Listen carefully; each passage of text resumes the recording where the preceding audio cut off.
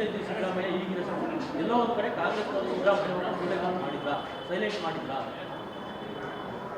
ಏನು ಇದು ನಾನು ಟೂ ಅರ್ಲಿ ಇದನ್ನೆಲ್ಲ ಹೇಳೋಕ್ಕೆ.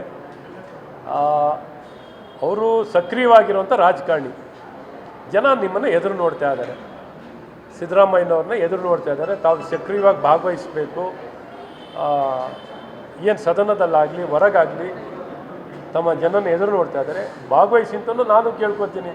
ಇವತ್ತು ಕಾಂಗ್ರೆಸ್ ಪಕ್ಷ ಅವರನ್ನು ಕಡೆಗಣಿಸಿದ್ಯೋ ಅನ್ನೋಂಥದ್ದು ಅವ್ರು ಹೇಳಬೇಕು. ಕಾಂಗ್ರೆಸ್ಸು ಸಿದ್ದರಾಮಯ್ಯನವರೇ ಅದಕ್ಕೆ ಉತ್ತರ ಕೊಡಬೇಕು. ಕಾಂಗ್ರೆಸ್ ಪಕ್ಷ ಅವ್ರನ್ನ ಕಡೆಗಣಿಸಿದ್ಯೋ ಅಥವಾ ನೆಗ್ಲೆಕ್ಟ್ ಮಾಡಿದಾರಾ ಅಂತ ಅವ್ರು ಹೇಳಬೇಕು.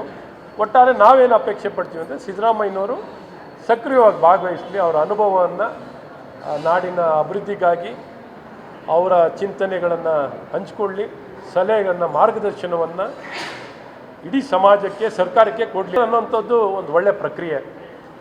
ಮತದಾರ ಪಟ್ಟಿ ಶುದ್ಧೀಕರಣ ಆಗಬೇಕು, ಆ ಶುದ್ಧೀಕರಣ ಆಗಿ ಉತ್ತಮಗೊಳ್ಳಬೇಕು. ಆ ಪ್ರಕ್ರಿಯೆ ಆಗೋವಂಥದ್ದು ಒಳ್ಳೆಯದಿದೆ. ಆದರೆ ಇದರಲ್ಲಿ ಸವಾಲುಗಳು ಇದೆ.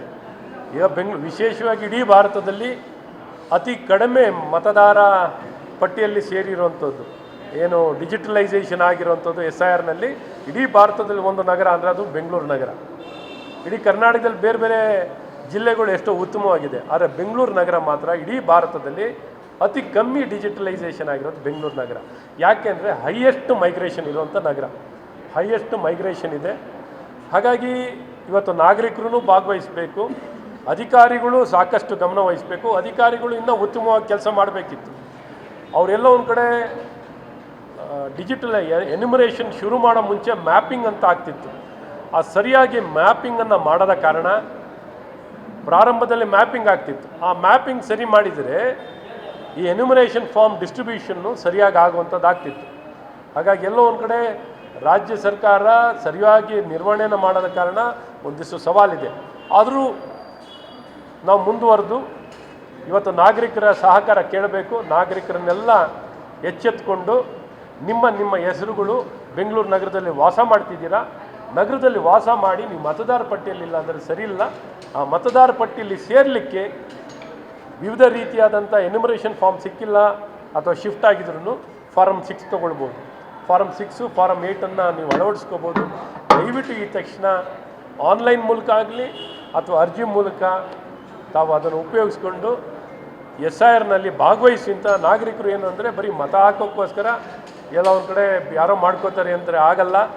ಇದು ಪ್ರತಿಯೊಬ್ಬರು ಜವಾಬ್ದಾರಿಯಾಗಿದೆ. ಮತದಾರ ಆಗೋದಕ್ಕಿಂತಲೂ ಇನ್ನು ಹೆಚ್ಚಿನ ರೀತಿ ನಿಮ್ಮ ಹಿತಕ್ಕೆ, ನಿಮ್ಮ ಹಿತದಲ್ಲೂ ಗಮನದಲ್ಲಿಟ್ಕೊಂಡ್ರೂ ನಿಮ್ಮ ಹಿತದ ದೃಷ್ಟಿಯಿಂದನೂ ತಾವು ಭಾಗವಹಿಸಿ ತಾವು ನೋಂದಾಯಿಸ್ಕೊಳ್ಳೋದು ನಿಮ್ಮ ಕರ್ತವ್ಯ. ದಯವಿಟ್ಟು ಈ ಮಾಧ್ಯಮದ ಮೂಲಕ ನಾನು ನನ್ನ ನಾಗರಿಕರಲ್ಲಿ ಕೇಳ್ಕೊತೀನಿ. ನಾನು ಇದೇ ಸಂದರ್ಭದಲ್ಲಿ ನಮ್ಮ ಮಾಧ್ಯಮದ ಸ್ನೇಹಿತರಲ್ಲೂ ಕೇಳ್ಕೊತೀನಿ.